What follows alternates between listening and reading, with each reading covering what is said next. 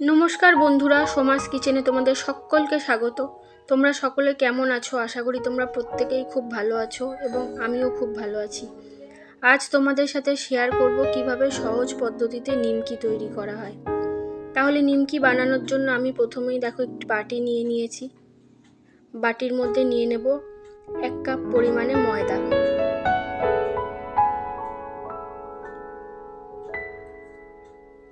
এইবারে এর মধ্যে দিয়ে দিয়েছি কিছুটা পরিমাণে জোয়ান, কালো জিরে, স্বাদ মতো নুন, চিনি। তার সাথে এখানে 3 টেবিল চামচ মতো তেল দিয়ে খুব ভালো করে ময়াম দিয়ে নিয়েছি। দিয়ে নিয়ে এবার অল্প অল্প জল দিয়ে খুব ভালো করে মেখে নিতে হবে। দেখো মাখা হয়ে গেছে। এইবারে আধ ঘন্টা রেস্টে রেখে দেবে। আধ ঘন্টা পরে এসে আরেকটু মেখে নেব।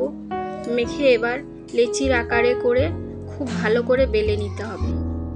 খুব মোটা করে বেলবে না, একটু পাতলা করেই বেলবে বন্ধুরা।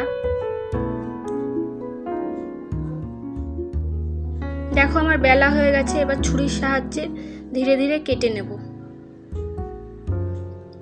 কড়াইতে তেল বসিয়ে দিয়েছি। তেল খুব গরম করবে না, হালকা গরম করবে। করে নিমকিগুলোকে এইবারে ধীরে ধীরে তেলের মধ্যে ছেড়ে দেবে।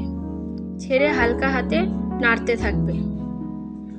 যখন দেখবে হালকা লাল হয়ে এসেছে নিমকিগুলো, তখন গ্যাসের ফ্লেমটি হাই টু মিডিয়ামে রেখে ভালো করে ভেজে তুলে নেবে। কিন্তু যখন ছাড়বে অবশ্যই তখন একদম গ্যাসের ফ্লেমটি লো করে নেবে। দেখো আমার নিমকিগুলো ভাজা প্রায় কমপ্লিট। এবার তুলে নেব।